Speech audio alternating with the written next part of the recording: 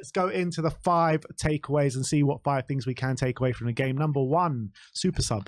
And that is Brennan Johnson. I mean, of all you can say with all our subs, because the subs really impacted the game very well. Particularly Brennan. But Brennan, obviously, as you mentioned, he's become the leading player in the whole Premier League for goal contributions off the bench, with 6, 2 goals and 4 assists. And yesterday had a brilliant cameo off the bench, 3 key passes, obviously 1 assist, but obviously set up the own goal as well. Only surprisingly enough, only completed 1 of his crosses and 1 out of 1 dribbles, but obviously it was more than just those moments which impacted the game. It was just the space he was causing to Luton to open up, which was causing him a lot of problems.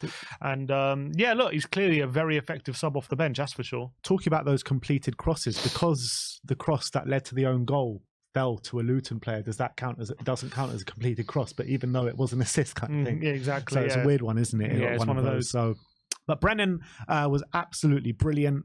He's really proving his worth for Spurs now. 50 million signing in the last day or the last few days of the transfer window, and you're starting to see him grow in the Spurs shirt now. I have been, a critic of his, saying, the performance levels don't really match up to the goal contributions that he's getting. But if he can carry on with the performance levels that he's shown in the past 4 games, minus the Fulham game, then, I think people will start to come over to his side. And I think he's been brilliant. And I don't think you'll find anyone that doesn't give a man the match for yesterday. Let's move on to number 2, and that is Captain Fantastic. And it was a real captain's performance from Heung-min Son yesterday. It was kind of never say die performance. He had 6 shots on the day, 2 on target, completed 3 of his 3 dribbles, 1 chance created. He had 2 accurate through balls as well. So it was a bit of a real Roy of the Rover stuff from Sonny, because he just never stopped trying. Even though he had those misses, he had that chance that hit both posts. He had that chance where he took it first time and Kaminsky saved, and it looked like it just wasn't going to be his day. But he just kept going right to the last, and obviously it turned up that moment with the goal, which deflected past Kaminsky and got us the goal, which actually took him to now 15 goals and 8 assists this season, which is 3rd in the league now for goal contributions. Only 3 behind Watkins, and only 1 behind Mo Salah for goal contributions. And importantly as well, that goal takes him into the top 5 of all-time Spurs top goal scorers, which is a remarkable achievement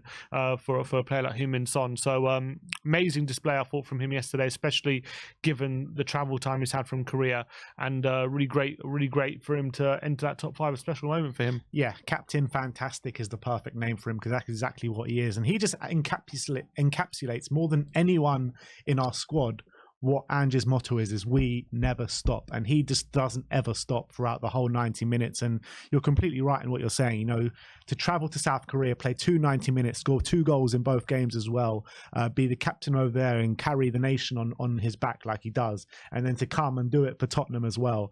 I don't think, like I said in the player ratings, there's no better role model than Heung-min Son in the Premier League, in my opinion. I think he's that good. And he could have scored a few more goals on the day if his finishing was a bit better, but he just led the charge throughout the whole game in terms of Spurs going forward. His runs through the centre of the park in the first half, in the second half, and the first half, the chances that he could have scored, could have had a hat-trick on the day, but the guy just doesn't stop throughout the whole game, and that's why he's such a good role model. No matter if he gets knocks throughout the game, no matter he never lets his head drop.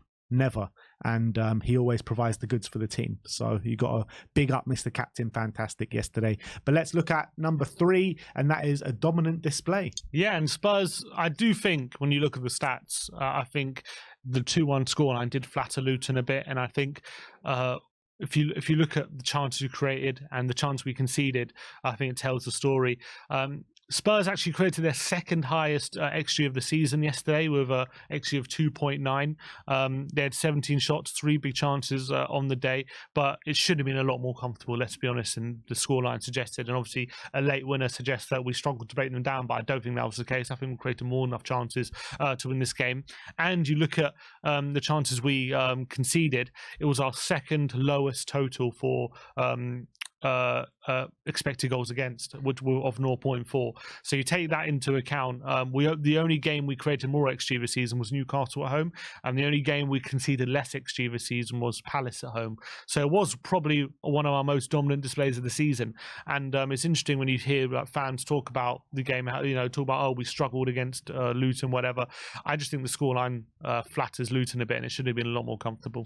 Yeah, look, I do agree. I do think we did dominate for the majority of the game, but I was just left frustrated that I felt like, as much as it was us, second highest XG of the season? Yeah. Even with that second highest XG of the season, I just felt like being there in the stands and watching the game, just that we, particularly in the first half, should have created more. Second half, I felt like it was a completely different team and we came out and really strutted our stuff. But in the first half is the frustration for me, and I guess we'll get into that in the next point. But next point, number 4. Starting slowly. Still starting slowly, because it's definitely a theme now. 6th game in a row that we haven't scored in the first half. It's also the 7th game in a row at home where Spurs have failed to score in the first half. It was a weird one because obviously we had enough chances in that first half to score. You can't really legislate for that Son chance hitting both posts and then Sar's shot getting cleared off the line and Werner putting it wide from his opportunity as well. So it wasn't as if we didn't create chances. We definitely did. But it definitely carries on the theme of Tottenham starting games slowly, not being able to put that ball in the back of the net in the first half and turning it around in the second and, making a comeback. And as well, I don't know how many times we've conceded in the first half, but that seems to be quite often as well. We do end up conceding a goal in the first half, albeit it did seem as though that was only Luton's pretty much only chance in that first half. So it's definitely a theme. I don't know if Ange will see it as a problem or not, considering we do seem to turn it around. But I don't know why it keeps happening, where it's a bit of a quirk, where six games in a row, we haven't scored in the first half. And I don't know what you can put it down to. Yeah, it's a difficult one. And Ange needs to find the reasons for that. Because you can't turn it around literally every single game. It's a bit too much to ask. But at the moment, it's working. But I want to find a way how to dominate games from the first half. We used to do it under Pochettino a few times, quite a lot actually, just go into half time and the game's already won. Mm-hmm. And we don't really do that under Ange, and we haven't done that. Have we ever done that under Ange? Maybe against Burnley? What was the score at half time against Burnley? No, it was 2-1, I think. Yeah, you know what I mean? Even again in that game, like, when have we ever just put the game to bed by half time? Yeah. We've got the quality to do it. Maybe Newcastle? Yeah, what was the score at half? 2-0. It was 2-0. Yeah. So we need to find a way how to start doing that, implementing that. I feel like maybe with a few more signings in the summer, it'll be easier for us to do it next season. But you're talking about that's like prime Pep does. He has game 1 by half. That's not easy to do, you know what I mean? Yeah, but at least once or twice. We did it under Poch. Yeah, in his first season, did we? I don't know. Not in his first, maybe once or twice in his first season, but it was few and far between. But literally, we can't score in first halves of games. This is far cry from putting games to bed at half time. Yeah, that's definitely an issue. We just can't seem to take the initiative in the first half. We seem to start slowly, and then I don't know. We keep saying, "Oh, it's something Ange says," but maybe it isn't. Maybe it is just a case of the opposition get a bit tired. We come out with a bit more energy, and we blow them away a bit. We do seem to go through these periods, don't we, in games where we're just so on top and we seem to blow away the opposition. They can't handle it. I feel like when we go through those moments, we're just so hard to stop. And we that's why we keep scoring in spurts.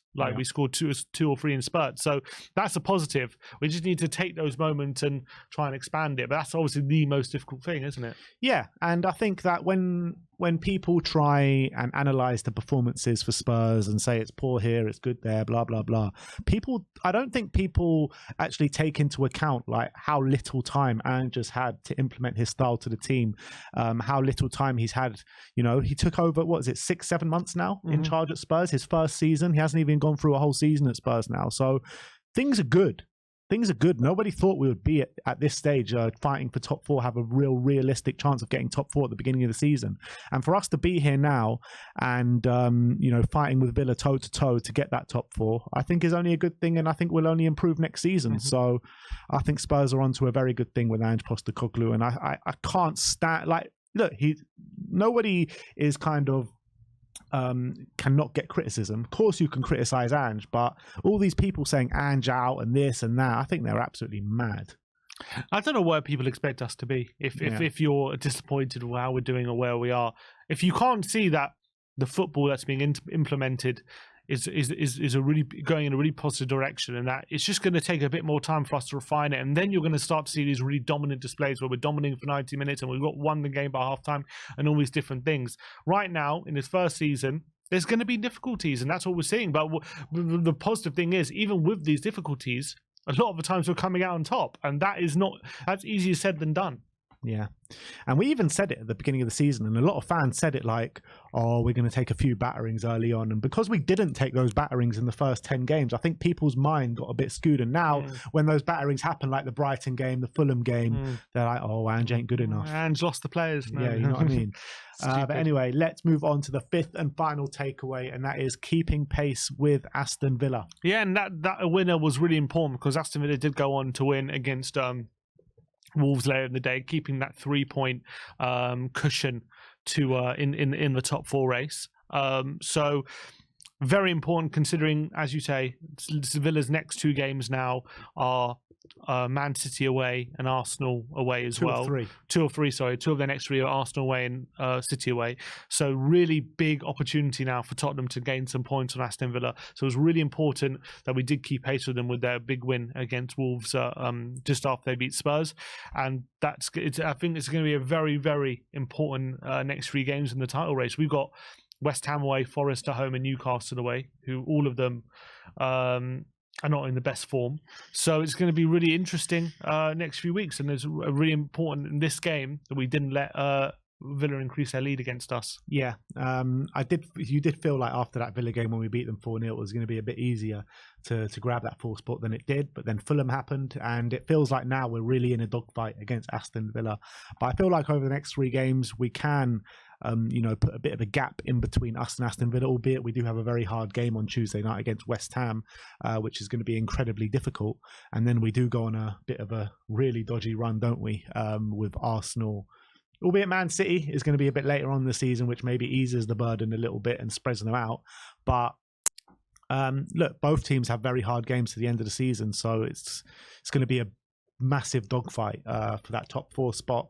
But there could be an opportunity as well for 5th place to get Champions League next season, which means we have to rely on Arsenal or West Ham to beat Leverkusen or Bayern Munich, which I'd prefer just let's get that 4th spot and let these teams go out in the next round of the definitely. But yeah, that is the 5 takeaways. Let me know in the comment section below your thoughts about them.